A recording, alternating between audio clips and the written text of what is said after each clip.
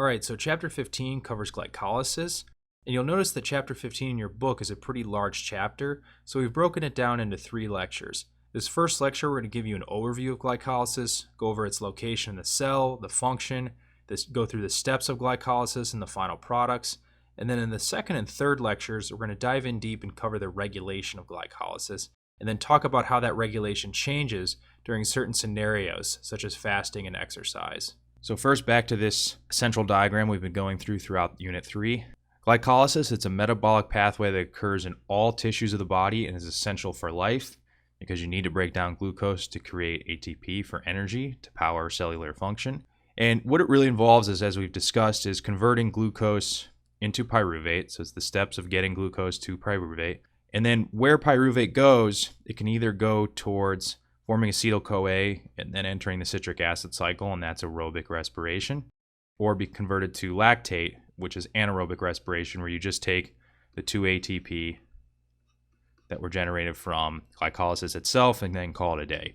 And like we said, pyruvate, again, oxidized to acetyl-CoA, enter the citric acid cycle. So glycolysis takes place in the cytosol, and it's important to remember where these different processes are occurring, because that can commonly be asked on biochemistry exams and then also be asked on board exams as well too. So glycolysis is in the cytosol, citric acid cycle, electron transport chain are in the mitochondria. Those are the only processes we covered thus far. In the subsequent lectures, we'll be sure as we cover other processes to point out where they occur in the cell. So glycolysis uses up 2 ATP. So this is a busy diagram, and we're just going to go over kind of a general overview of the ATP here, and then we'll go through it in different parts in subsequent slides to help you put this all together. So first, glucose comes into the cell, and you use an ATP here, and then you use an ATP here. So those are your 2 ATP. So you're down 2 ATP at first. But what ends up happening is 1 molecule of glucose yields 2 molecules of this, glyceraldehyde 3-phosphate. And we'll go over why that is when we cover this step in a few slides from now. So it generates 2 of these, and so then this step generates an ATP, but since you have 2 of these, you get 2 of these, and so you get 2 ATP, and so on. So you get 2 ATP from that step, and then you get ATP generated here as well, and so you get 2 ATP from that. So you have 4 ATP, and so then you yield 2 ATP.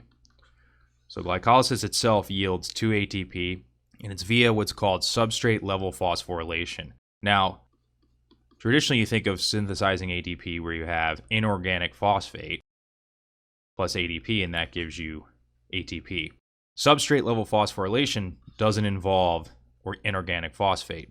What it does is it'll take the phosphate, say, from this intermediate, so this intermediate has a phosphate attached, versus an inorganic phosphate, combines it with ADP, and it essentially takes that phosphate off of this molecule, bringing it down to a lower energy intermediate, transfers the phosphate to the ADP to form ATP.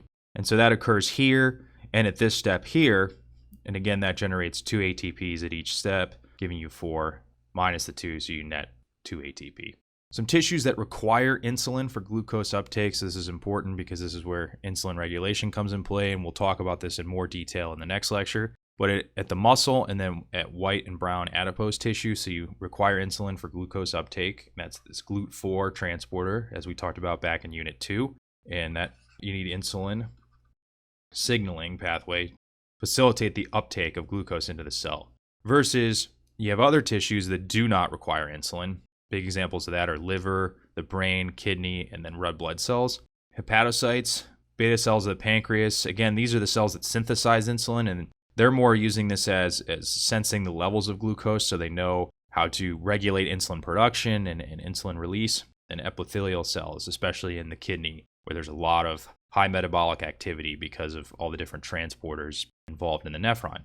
So here you don't need insulin. The glucose passes by in the blood, and then it just immediately goes in. It doesn't need to wait for any kind of signal or anything. It just gets uptaked into the cell immediately.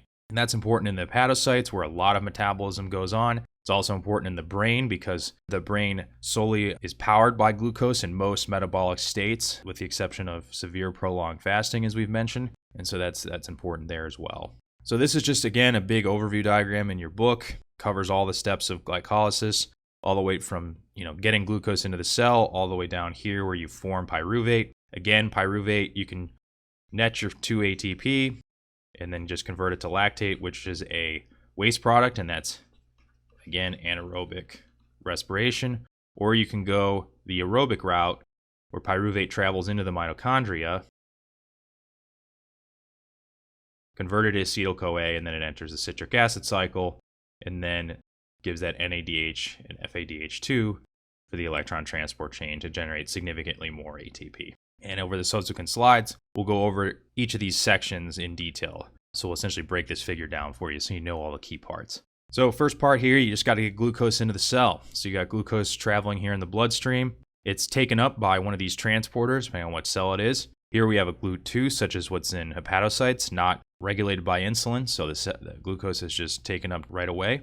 So you get glucose in the cell, and initially on entering the cell, it gets phosphorylated using a phosphate from ATP, catalyzed by an enzyme called hexokinase, which would be in most cells, but in the liver it has a special name called glucokinase, and we'll go over this distinction in the next lecture when we talk about the regulation. Converts it to glucose 6-phosphate, so you're essentially just adding a phosphate onto the 6th position of glucose. And the reason for this is that by attaching this phosphate, that prevents glucose from leaving the cell. Because once you get glucose in, you want to metabolize it, you want to use it, you don't want to lose it. And so by doing that, it keeps the glucose from leaking back out of the cell across one of these transporters.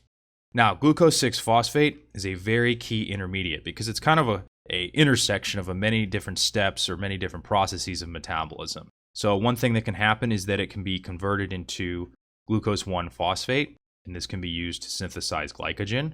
We'll talk about that in the chapter 16 lecture. It can also enter a process called the pentose phosphate pathway, and this is an important pathway that we'll talk about in the chapter 18 lecture. Or lastly, it can continue through glycolysis by being converted to fructose 6-phosphate by the enzyme phosphoisomerase. And then lastly, it can actually, in gluconeogenesis, it can be converted back to glucose by essentially just taking this phosphate off, and this is catalyzed by an enzyme called glucose 6-phosphatase. And this is actually the last step of gluconeogenesis, which is de novo glucose synthesis within the cell, and you convert it back to, and then you have free glucose that can be utilized for metabolism, and we'll talk about that in the gluconeogenesis lecture. So as you continue along glycolysis, and you've now gone from glucose 6-phosphate to fructose 6-phosphate, fructose 6-phosphate, before continuing on with glycolysis, can actually be converted to fructose 2,6-bisphosphate by having a phosphate taken from an ATP and added to it. That's how you get from fructose 6-phosphate to 2,6-bisphosphate, so you added a phosphate to the 2 position. This is a reversible reaction that's catalyzed by an enzyme called phosphofructokinase 2, or PFK2, and this intermediate is produced as a way of regulating phosphofructokinase 1, PFK1, which is the committed step and the rate-limiting step of glycolysis, the most important step of glycolysis. And so we'll get into that, why this occurs, why you would form this intermediate, the regulation, in much more depth in the next lecture when we talk about regulation of glycolysis. Here we're just trying to make you aware of the major steps, the major players. So next you have the major step, catalyzed by phosphofructokinase 1, or PFK1. Again, we bold this, the rate limiting, the committed step. This step is both of those, rate limiting and the committed step.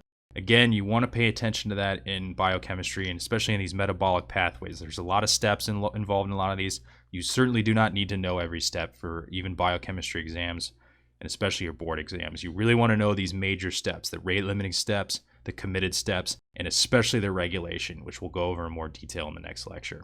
So this catalyzes the conversion of fructose 6-phosphate into fructose 1,6-bisphosphate. So again, you're taking an ATP, you're taking the phosphate off of the ATP and adding it onto that 1 position, which brings you from a fructose 6-phosphate to a fructose 1,6-bisphosphate.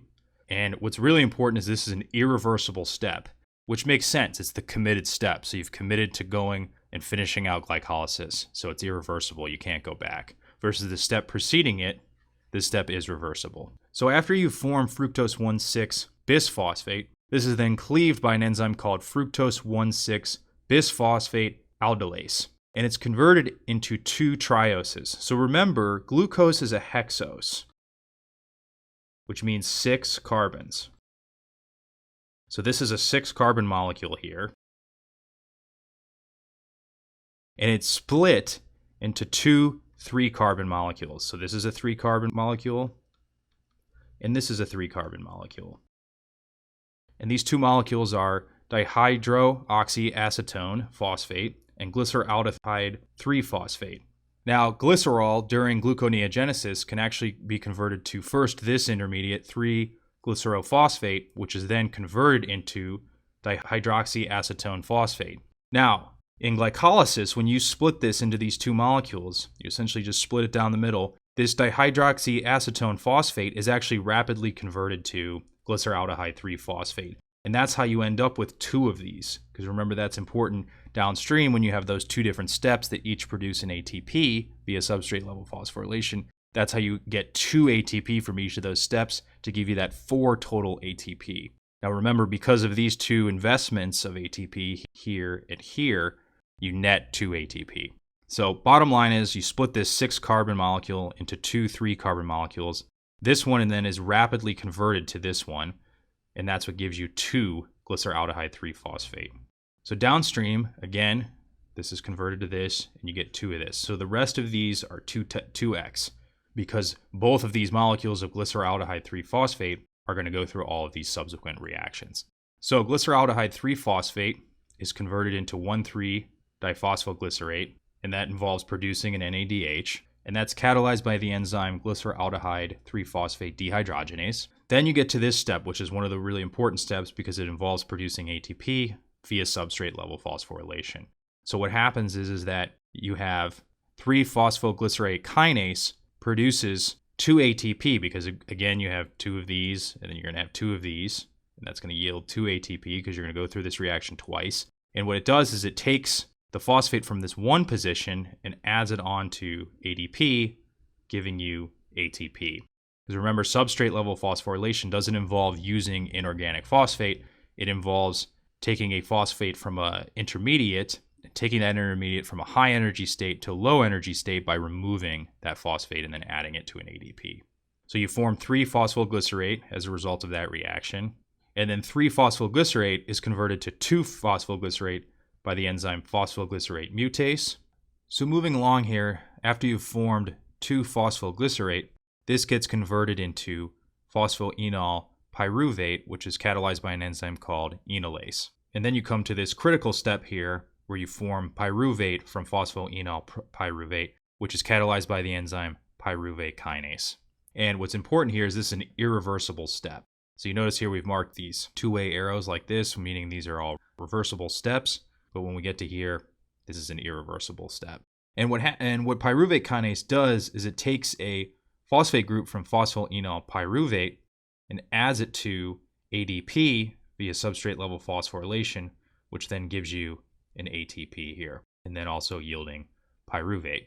Now remember, you had a 6-carbon molecule here that was split into these 2 3-carbon molecules. Okay, and remember, this was rapidly converted to this, so then you have 2 equivalents of this, which then, again, all of these reactions are 2x. So you got 2 NADH, 2 ATP here, and then same thing here. You resulted in 2 ATP from this step, and then 2 pyruvates from here. So this is how you get that 4 ATP. And then remember, you invested 2 ATP previously, so that's how you net the 2 ATP. Now remember, when you get to pyruvate, you're sort of at a crossroads. You can undergo aerobic respiration or anaerobic. So first, anaerobic respiration, it's going to get converted to lactate. This is catalyzed by an enzyme called lactate dehydrogenase, and it involves the investment of 1 NADH. What happens then is lactate is released into the blood. And now if you get significant levels, if you're undergoing a lot of anaerobic respiration because O2 is low or some other cause, you're going to reach significant levels of lactate in the blood. It can then decrease the plasma pH, which gives you a lactic acidosis. Now for aerobic respiration, so here's the pyruvate here. The pyruvate then travels to the mitochondria, gets taken up into the mitochondria, and then converted to acetyl-CoA by our old friend pyruvate dehydrogenase, which then produces an NADH. And then acetyl-CoA enters the citric acid cycle, which gives us NADH and FADH2, which then both go to the electron transport chain, which gives us ATP. Something in the text here that I want to correct that's in your book. So it says here acetyl-CoA then travels to the mitochondria to enter the citric acid cycle. I would cross this out because it's already in the mitochondria. Pyruvate travels to the mitochondria, like we say here. Pyruvate enters the mitochondria. It's converted to acetyl-CoA. And then acetyl-CoA essentially just travels through the mitochondria to then enter the citric acid cycle. Just want to make that clarification. I apologize about that. So the net products, you have 2-pyruvate. Let's just start here at the beginning in real quick overview. So you have glucose. It gets taken into the cell, gets phosphorylated. That's one of the ATPs you use. So you're down 1 ATP there. Glucose 6-phosphate. Remember, this could go to glycogen, or it can then go down to through glycolysis. It goes through glycolysis. You enter this committed step. You use an ATP. So now you're down 2 ATP. You produce fructose 6,1,6-bisphosphate. Remember, this is that 6-carbon molecule that then is split into these 2 3-carbon molecules. So 3 carbons, 3 carbons. Dihydroxyacetone phosphate is then converted into glyceraldehyde 3-phosphate. So then you have 2 equivalents of glyceraldehyde 3-phosphate. So then down this way, you're 2x all the way here. So you produce 2 NADHs. That's how you end result in 2 NADH. This step produces 1 NADH. You go through it twice. That's how you get 2 NADHs. Then you have this step via substrate level phosphorylation produces an ATP. Since you go through it twice, because you have 2 equivalents, you have 2 ATP. So you have 2 ATP added on here. You go through here, and then you produce another ATP here. Again, you go through it twice because of 2 equivalents, and you get 2 ATPs. So you get another 2 ATPs, which then yields a net of 2 ATP, which is how you get this. And again, since you have 2 equivalents going through this, you go through all these reactions twice, you get 2-pyruvate. I keep repeating this because this is a source of confusion for people, because they look at this at face value and they say, oh, it's only 1 NADH, it's only 1 ATP here, only 1 ATP. How do you end up with these final products? And by explaining this and just repeating this and driving this home, you'll never forget why you end up with these specific end products, because this is really important for biochemistry exams and for the board exams as well, and just really understanding the glycolysis process. Now, aerobic respiration for 1 molecule of glucose, it depends again who you talk to. So if we have NADH here, and then FADH, and then the total ATP. So we'll do a little table here. If you have 2.5 ATP per molecule of NADH, and then 1.5 molecules of ATP produced per 1 molecule of FADH2, you're going to net 32 ATP, as we say here. Now, again, it depends on the source. If you have 3 ATP per 1 molecule of NADH produced, and then you have 2 ATP produced per 1 molecule of FADH2, that's going to yield you 38. So really, it just depends on how you're defining how many ATP are produced per molecule of NADH and how many ATP are produced per molecule of FADH2. If you go by these halves, 2.5 per NADH, 1.5 per FADH2, that's going to yield you a total ATP of 32. If you do these whole numbers, 3 for NADH, 2 for FADH2, that's going to yield you a total of 38 ATP. So again, just pay attention to what definitions your professor are using. And then for the board exam, you want to just keep these 2 general numbers in mind. All right, so we're going to close this lecture out by talking about transport of reducing agents from the cytosol to the mitochondria. So during glycolysis, you produce NADH, which is a reducing agent that you eventually want to get into the mitochondria and then enter the electron transport chain to generate ATP. However, NADH cannot just cross the membrane unassisted. What you have to do is use these 2 molecular shuttles called the glycerol 3-phosphate shuttle and then the malate aspartate shuttles. Both of these work to make sure this NADH can get across into the mitochondria. So first, the glycerol 3-phosphate shuttle. This consists of 2 NAD-linked dehydrogenases.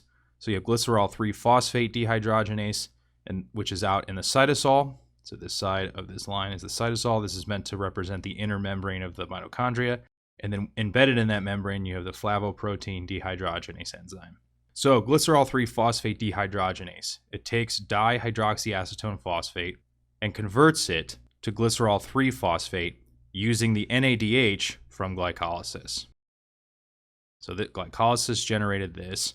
It takes the NADH and dihydroxyacetone phosphate and synthesizes a glycerol 3-phosphate and then regenerates an NAD+, which then can go back and be used again in glycolysis to generate NADH. And so that's a cycle there.